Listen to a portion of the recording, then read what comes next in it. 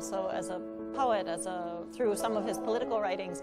But it was really this film that I'm interested in, Comisi de Amor, that sort of maybe synthesized everything, brought everything together for me in relation to who he was as a person, who he was as a political figure, who he was as a gay man, who he was as a filmmaker.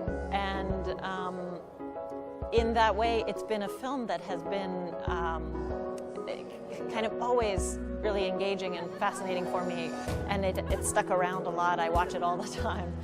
And only recently, in conversation with Giorno, as an overlay to a project in which I also go out and do interviews with people. Eventually it will be people all across the US. In this case, for the Biennale, it's one sort of component, one chapter of that ongoing project.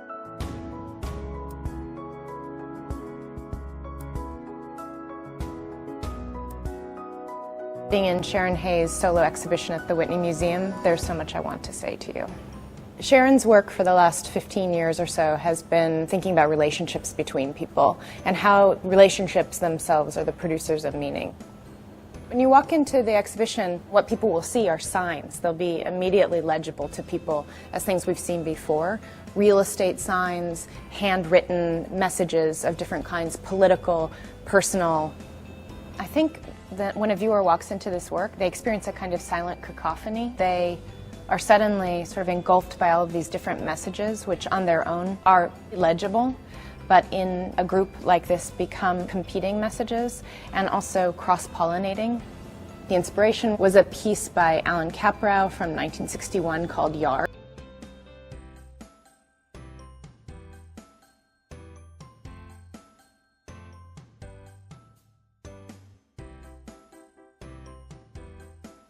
My own experience with art and politics, and to speak not necessarily autobiographically, but what's more important for me is to speak kind of singularly of an experience, a singular experience of mine to a very specific locale, which is New York City. I wasn't originally a keynote speaker, which means that some of you out there were originally a keynote speaker or two, and you're probably feeling greatly relieved at this moment.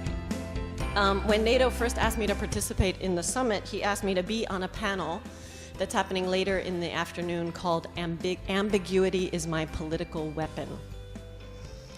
I don't know if the others of you who are presenting had this experience, but I found myself lingering on my placement in that panel and on its name, NATO.